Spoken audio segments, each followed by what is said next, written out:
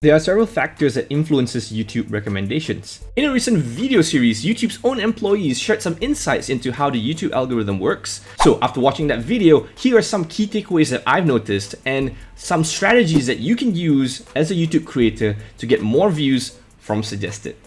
In my previous videos, I've explained how personalization and video performance influences the YouTube algorithm. Links to those videos are appearing on screen right now and in the description. Check them out if you haven't already. Okay, now let's look at the next factor.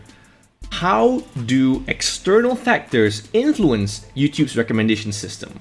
One of the first things that YouTube would analyze is the topic interests, potential audience size for this particular topic. And this is one of the things as a YouTube creator, you must first strategize on doing enough research and identify whether there's enough demand for a particular topic or a particular niche. So there are many ways to do this, and I won't have the time to go through every single technique in this video, but one of the things I can share with you is to maybe look at the amount of channels that exist around this particular niche. You can also look at the number of Facebook groups, number of subreddits, LinkedIn groups, and online forums, and so forth. So this way, when you're publishing a video, there would be enough people to click on it and to watch it until the end. Now, the next thing that YouTube looks at is competition. How crowded is the market when it comes to this type of content? And this is more about the chances of your particular video being picked up more than actually whether or not YouTube is interested in promoting it. If there's just so many videos on this subject, on this topic, then it's going to be very difficult for anyone or any system to really go through each one of the different videos and either recommend or watch it, right? So as a creator, this is something you really can't control, but you should be aware of it. So how can you strategize around this? How can you plan better content and position yourself better? Well, one of the first things I would recommend is to identify ways to be more meaningfully different.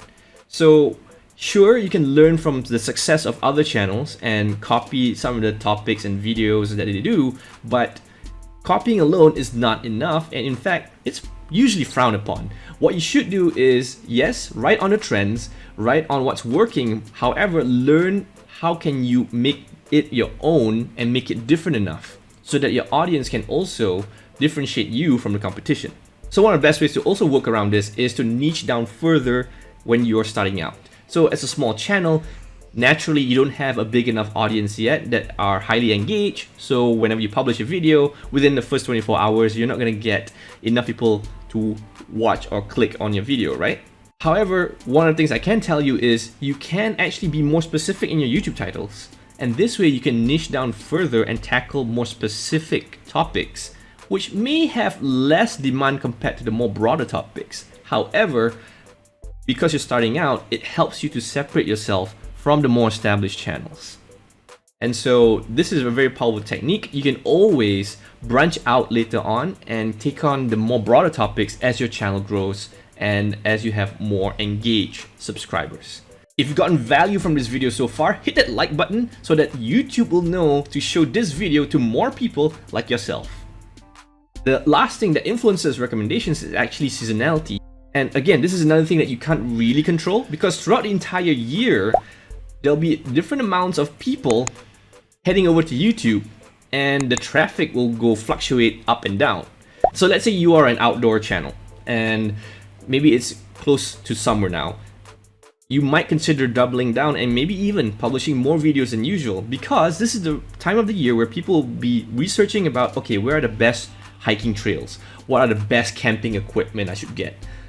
Maybe like what are the destinations that will have the most beautiful views, right? So this is where you have to really take advantage of that because you might see a drop off depending on what kind of other content you make throughout the year, and that trend of summer vacations is not going to last forever.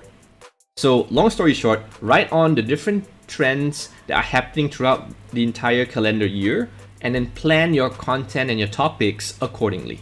By the way, if you have more questions about YouTube growth, check out this Facebook group that I've created. There are free resources there and you can connect with other video creators as well. Link in the description below. If you want to learn more about YouTube growth and how to get more views, check out these videos right here.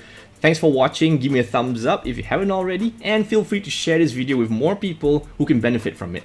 Thank you for watching, I'll see you in the next video. Bye bye.